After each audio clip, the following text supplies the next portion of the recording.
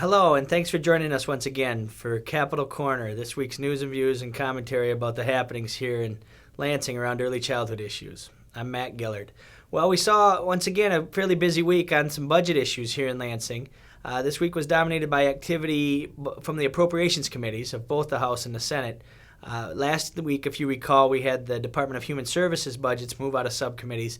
This week, we saw the school aid budgets move out of both the House and Senate subcommittees.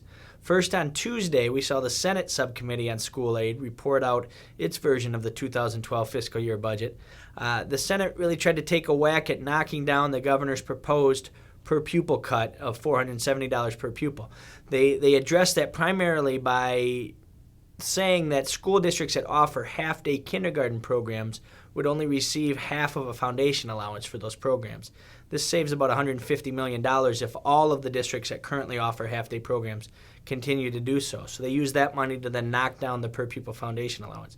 On the early childhood front, the budget was fairly positive. The Senate version of the bill maintained funding for Great Start collaboratives at $5.9 million, which was a $100,000 reduction from the $6 million that it's currently at. Maintained funding at $5 million for Great Parents Great Start, and actually increased funding for the Great Start Readiness Program, our state 4-year-old preschool program, by $6 million.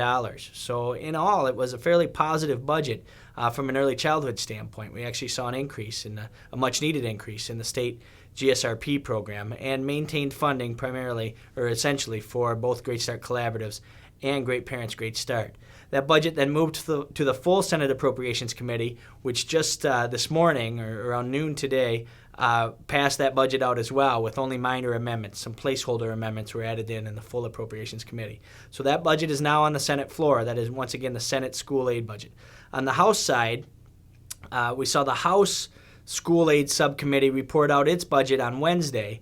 The House version was very similar to the governor's recommendation. So from an early childhood standpoint, it was fairly positive as well. The House concurred with the governor in maintaining funding at current year levels for all the early childhood categoricals in the school aid budget. Great Parents Great Start, the Great Start Collaboratives, and the Great Start Readiness Program. The one change in early childhood that the House recommends is shifting the GSRP program over to the ISDs. The district-wide GSRP program is currently run through the K-12s. The House recommends shifting that over to the ISDs. That's the only substantive change around early childhood issues that we saw in the House version.